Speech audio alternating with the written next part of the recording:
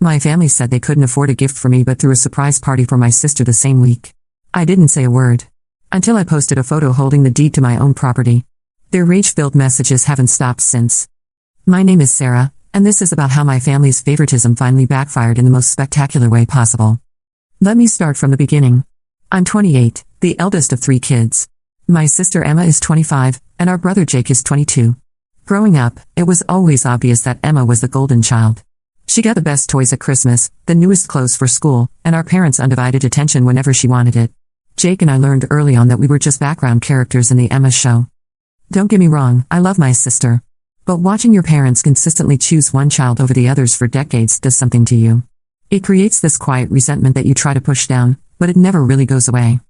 The pattern continued into adulthood. When I graduated with honors from university 5 years ago, I got a congratulations text and dinner at Applebee's.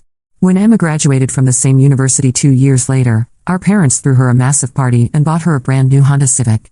When Jake graduated just last year, he got a handshake and $20. Emma's wedding 8 months ago was a $30,000 affair that our parents funded entirely. They took out a second mortgage on their house to pay for it. When I got engaged 4 years ago, they told me they'd contribute $500 and wish me luck planning the rest. My ex-fiancé and I ended up postponing the wedding indefinitely due to financial strain, and eventually broke up over the stress. Emma knew all of this, by the way. But I'm getting ahead of myself. The real story starts 6 months ago, on my 28th birthday. I had been working as a software engineer for a tech company for 5 years, and I'd been saving aggressively. Not just saving, investing. I taught myself everything about real estate, stocks, cryptocurrency, you name it. While my family was spending money on designer handbags and expensive dinners, I was living in a tiny studio apartment, driving a 12-year-old Toyota, and putting away 50% of my income. See, I had a plan. I'd been watching the real estate market in our area like a hawk, waiting for the right opportunity. There was this beautiful Victorian house about 10 minutes from where I grew up, 3 bedrooms, 2 bathrooms, original hardwood floors, a wraparound porch. It had been on the market for 8 months because it needed some work, and the price kept dropping. I had done my research. I knew exactly how much the renovations would cost, and I had connections with contractors from a previous project at work. The numbers worked perfectly. I could buy it, fix it up, and either flip it for a significant profit or keep it as my dream home. I had been planning this purchase for over a year. My birthday fell on a Thursday this year. I had been dropping hints to my family for weeks about this milestone, not about the house, just about wanting to celebrate together. I suggested we could do dinner, maybe a small gathering. Nothing fancy. I just wanted to feel like I mattered to them for once. The morning of my birthday, I got the usual text from my mom, "Happy birthday, sweetie. Hope you have a great day." That was it. No phone call, no plans, nothing. I waited all day. I kept checking my phone, thinking maybe they were planning something. By evening, I couldn't take it anymore, so I called my mom. "Hey mom, it's my birthday," I said, trying to keep the hurt out of my voice. "Oh yes, honey. Happy birthday. How are you celebrating?" I was hoping we could do something together as a family. There was a pause. "Oh Sarah, you know money's really tight right now. We just can't afford to do anything big. Maybe we can get together for coffee this weekend?" Money was tight. Those words hit me like a slap. I knew for a fact that my dad had just bought a new fishing boat the month before. I knew my mom had been posting photos of her weekly spa visits on Facebook. But they couldn't afford to take their eldest daughter to dinner on her birthday. "Sure, Mom. Coffee sounds fine," I lied. I hung up and sat in my apartment, staring at the wall. I felt so stupid for getting my hopes up.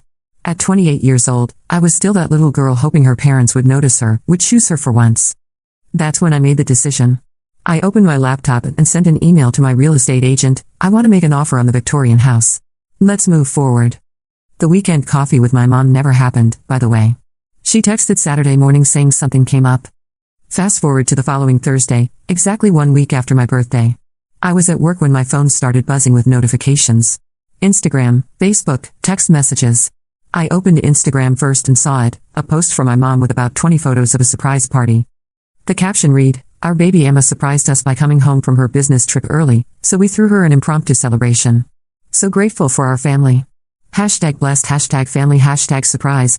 I scrolled through the photos in disbelief. There was Emma, beaming in the center of it all, surrounded by decorations, gifts, and a beautiful cake. Our parents, Jake, both sets of grandparents, aunts, uncles, cousins, everyone was there. The dining room was decorated with balloons and streamers. There were at least 15 gift bags on the table. But wait, it gets better. I kept scrolling and saw a photo of Emma holding up a set of keys, with a caption and the biggest surprise of all, Mom and Dad are helping me find the perfect house when I'm ready. Dreams really do come true. I stared at that photo for a full 5 minutes. My family, who couldn't afford to take me to dinner for my birthday, had just promised to help my sister buy a house. The same week. The same fucking week. I felt something break inside me. Not break like sadness, break like a dam bursting. All those years of being overlooked, dismissed, treated like an afterthought, came flooding out. But instead of crying or screaming, I felt this cold, calculated calm wash over me. I didn't comment on the post. I didn't call anyone. I didn't say a word. Instead, I went back to work and focused on closing the deal on my house. My offer had been accepted 2 weeks earlier, and we were moving quickly through the process. I had an inspection done, negotiated some repairs, and worked with my lender to finalize everything. The sellers were motivated, and I was paying cash, so things moved fast. 5 weeks later, I got the call. Congratulations, Sarah. The house is yours. I drove straight from work to the closing. Sitting in that lawyer's office, signing paper after paper, felt surreal. When he handed me the deed with my name on it, Sarah Catherine Mitchell, sole owner of 847 Maple Street, I almost started crying. But these weren't tears of sadness. They were tears of pure, overwhelming pride. I had done this. Me. Alone. Without my family's help, without their support, without them even knowing. I owned a house. A beautiful, 3-bedroom Victorian house with original crown molding and a garden I couldn't wait to plant. I took a photo right there in the lawyer's office. Me, holding up the deed, with the biggest smile I'd ever worn. I looked happy, successful, independent. Everything I had worked so hard to become. But I didn't post it right away. I waited. I spent the next 2 weeks quietly moving in, setting up utilities, meeting the neighbors. I had already given my landlord notice weeks earlier and arranged for a moving company to pack and transfer my belongings while my family assumed I was just at work. The house needed work, but it was structurally sound and absolutely gorgeous. I hired contractors to update the kitchen and bathrooms, refinish the hardwood floors, and paint the exterior. I was living my dream, and my family had no idea. During those 2 weeks, I got exactly 3 text messages from family members. One from Jake asking if I could lend him money for car repairs. I said no. One from my mom sharing a meme about coffee. I didn't respond. And one from Emma asking if I wanted to see photos from her house hunting. I left it on read. 2 weeks after closing, I was ready. I had taken dozens of photos of the house, inside and out.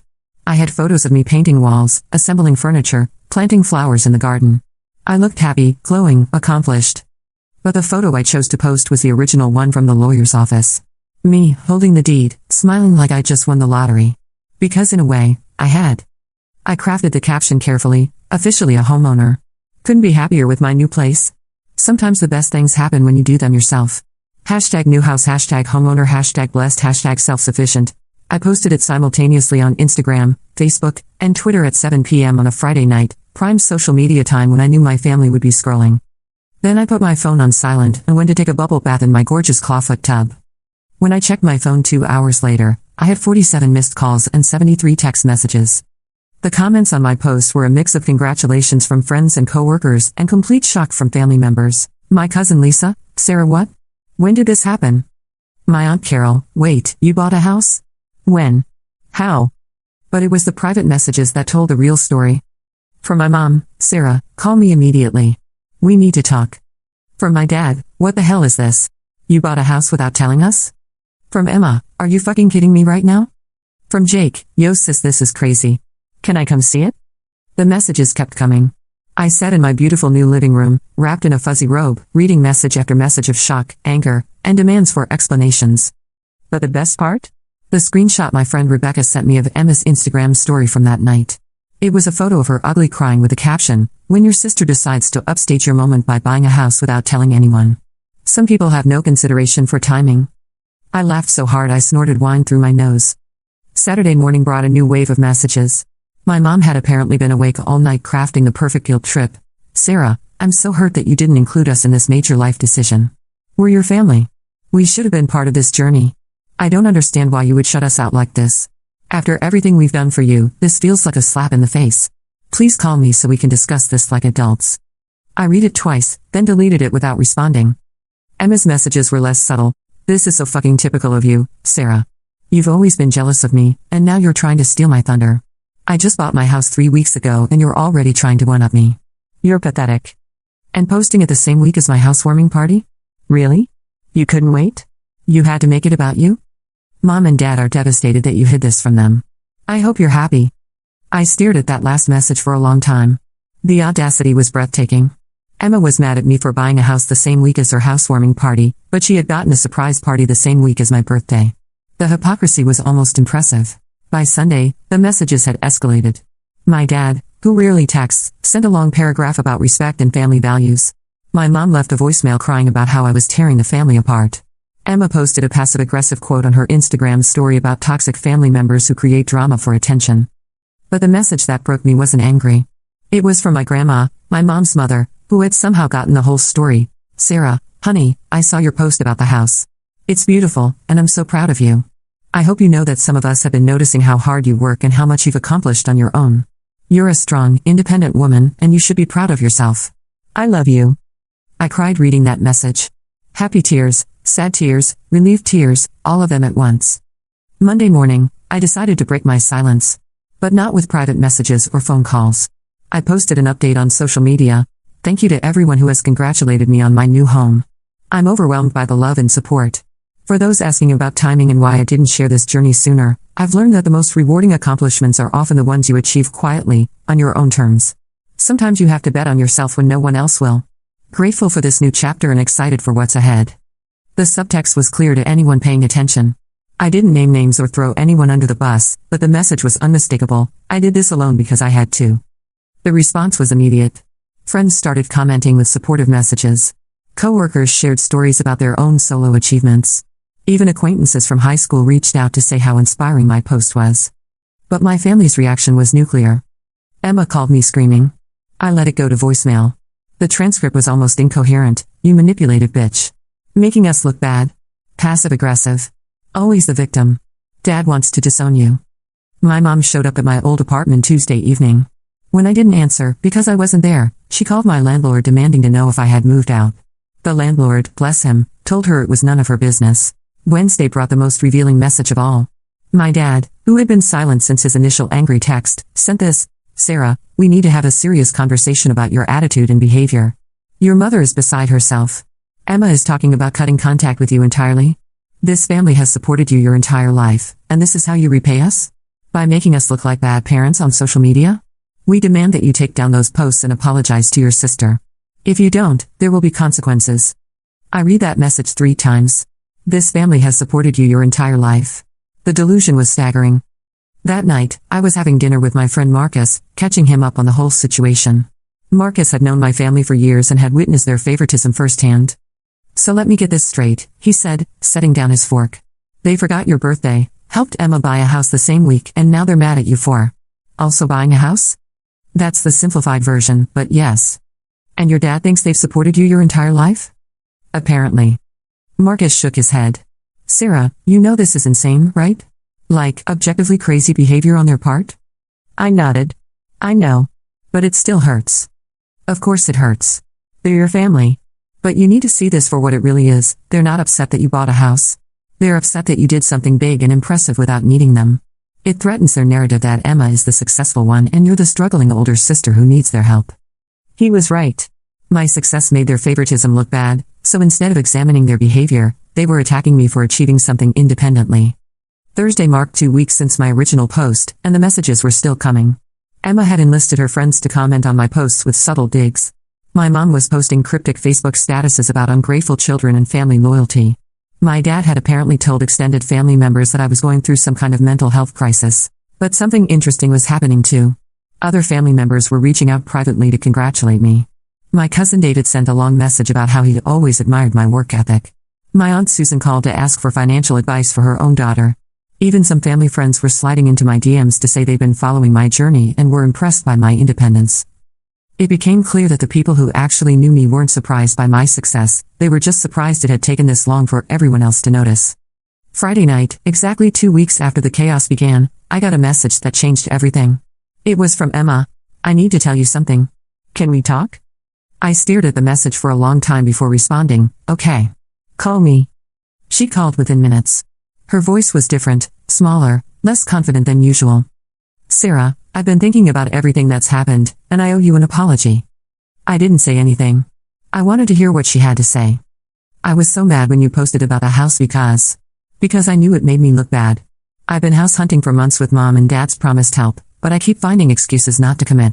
Meanwhile, you just went out and bought your dream house with cash. I was embarrassed. She paused.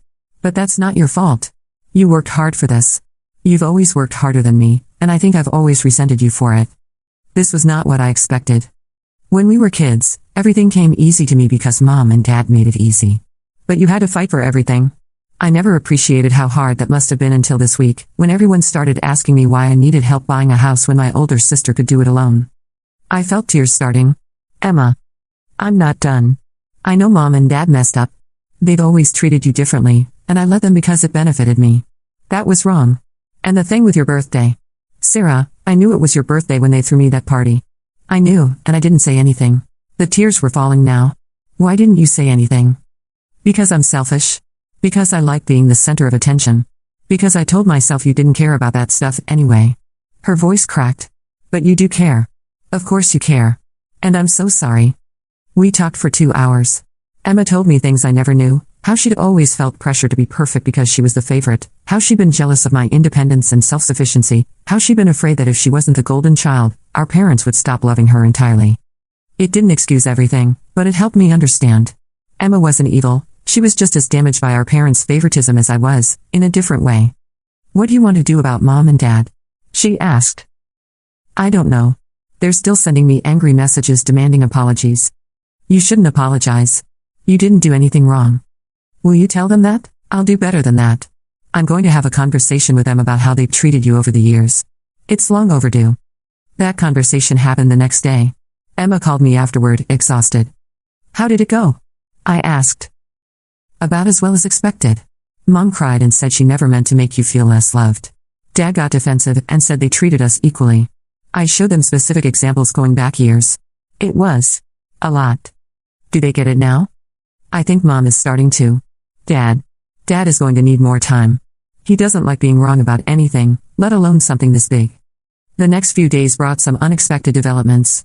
Jake, who had been mostly silent throughout this entire ordeal, showed up at my new house unannounced on Tuesday evening. I was in the kitchen unpacking dishes when I heard the doorbell. Holy shit, Sarah, he said when I opened the door. This place is incredible. I let him in, watching as he took in the restored hardwood floors, the original crown molding, the way the evening light streamed through the tall windows.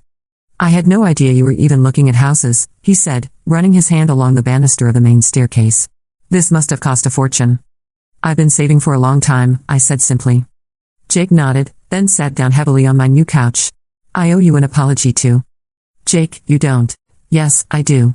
I've been thinking about what Emma said, about how Mom and Dad have always treated you differently. I guess I never really noticed because I was dealing with my own stuff. Being the youngest, the son they expected to carry on the family name but never seemed to live up to their expectations. He looked around the room again. But you're right. They've never given you credit for anything you've accomplished. I sat down across from him. It's not your fault. You were just a kid too. Maybe, but I'm not a kid anymore. And I should have said something when they forgot your birthday and then threw Emma that party. He pulled out his phone. I actually recorded part of that party because I thought it was weird timing, but I didn't know what to do with it. He showed me a video I hadn't seen before. It was my mom, clearly tipsy, talking to my Aunt Susan. We just love spoiling our Emma. She works so hard, and she deserves nice things. Sarah's always been more of the independent type anyway, she doesn't really need the same kind of support. Hearing those words, even secondhand, felt like a punch to the gut. The independent type. As if my independence was a choice rather than a necessity. I'm sorry, Sarah. I should have shown you this weeks ago, but I didn't want to make things worse. Actually, I'm glad you waited.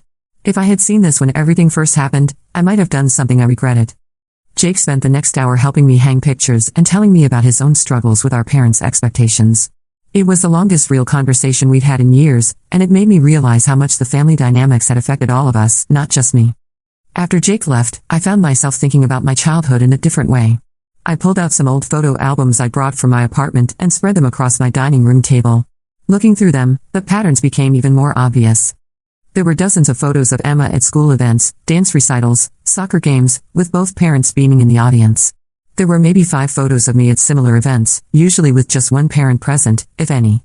In family vacation photos, Emma was always in the center, with the rest of us arranged around her like supporting cast members.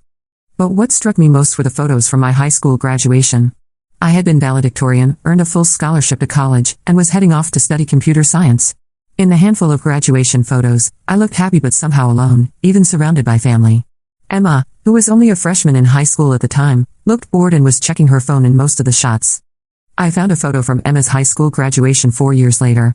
There were probably 30 photos from that day, professional quality shots of Emma in her cap and gown, candid family moments, even photos of the celebration dinner afterward. The difference was stark. I was putting the albums away when my phone buzzed with a text from an unknown number. "Hi Sarah, this is Monica from the coffee shop on 5th Street. I saw your house post on Instagram and wanted to reach out. I'm a real estate agent now, and I have clients asking if you'd be interested in selling. The Victorian renovations have really caught people's attention. No pressure, just thought I'd mention it." It was surreal. I had worked in that coffee shop during college, saving every tip to pay for textbooks and groceries. Monica had been a regular customer who always left generous tips and asked about my studies. Now she was reaching out because my house had become neighborhood famous. I screenshot the message and sent it to Emma with a caption, "Plot twist, apparently I'm getting offers on the house already." She called immediately. "Are you going to sell it?" "No way. I love it here. But it's nice to know I made a smart investment." "Sarah, can I ask you something? When you were planning all this, the house, the renovations, everything, did you ever think about telling us? Like, did the thought cross your mind?" I considered lying, giving her an easy answer. But we were trying to rebuild our relationship on honesty. I thought about it. Especially when I was at the bank finalizing the loan, and when I was signing the papers. There were moments when I wished I had someone to celebrate with. I paused. But then I remembered how you guys reacted to my promotion 2 years ago. "What do you mean?" "When I got promoted to senior developer and got that raise. I was so excited to tell everyone at Sunday dinner. Mom's response was, 'That's nice, dear,' and then she immediately changed the subject to Emma's engagement party planning. Dad didn't even look up from his phone." Emma was quiet for a long moment. "I remember that dinner. I was complaining about wedding venue costs." "Right. And within 5 minutes, Mom was offering to call her friend who owns that event space and Dad was talking about increasing their contribution to your wedding budget." The memory still stung. I realized that my successes made everyone uncomfortable because they highlighted how little support I'd been given. It was easier for everyone if I just kept my wins to myself. "That's so fucked up, Sarah. And I'm sorry I was part of it." "You were. But you're also trying to make it right now, which means something." That weekend, I decided to throw my own housewarming party.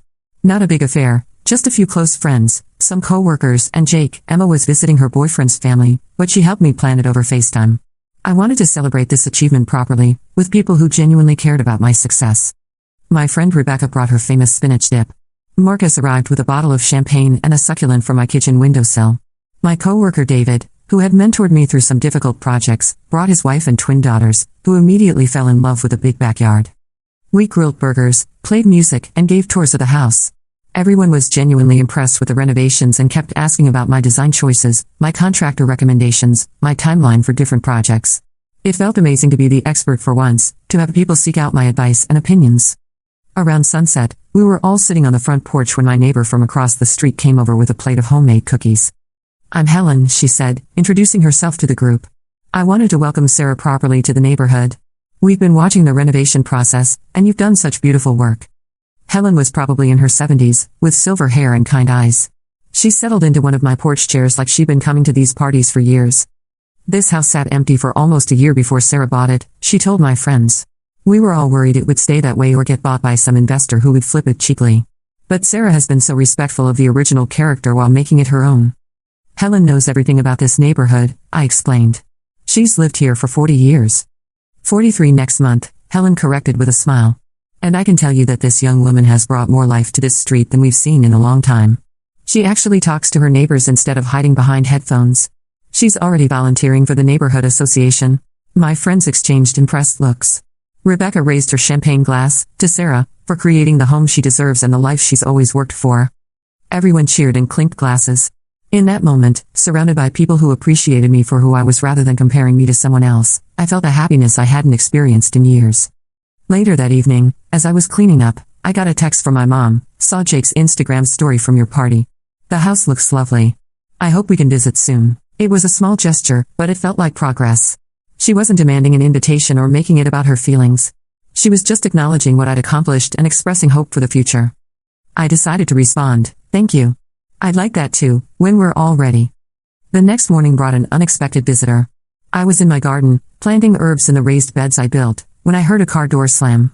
I looked up to see my dad walking across the lawn, looking uncertain and older than I remembered.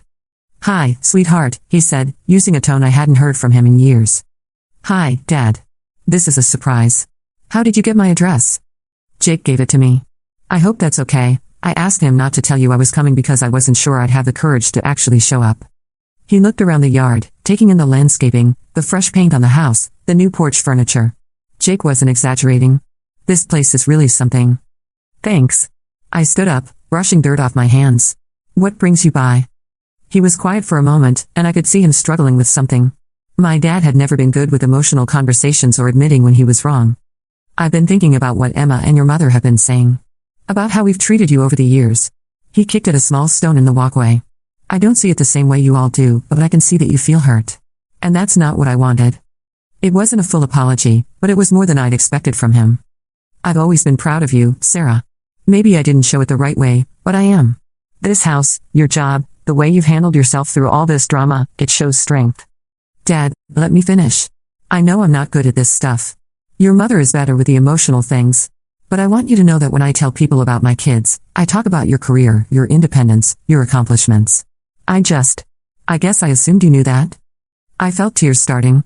"I didn't know that." "Well, now you do." He looked up at the house again. "Can I see the inside?" "Jake said you did most of the design work yourself." I gave him the full tour, watching as he examined the crown molding I'd had restored, the built-in bookcases I designed for the living room, the kitchen island I'd custom-ordered to fit the space perfectly. He asked technical questions about the electrical work, the plumbing updates, the HVAC system. It was the most engaged conversation we'd had in years. "This is really impressive, kiddo," he said as we finished in the master bedroom. "You've got a good eye for this stuff." "I learned a lot from watching you work on our house when I was little," I said. His face softened. "I remember you always wanting to help with my projects. You were the only one who showed interest in learning how things worked.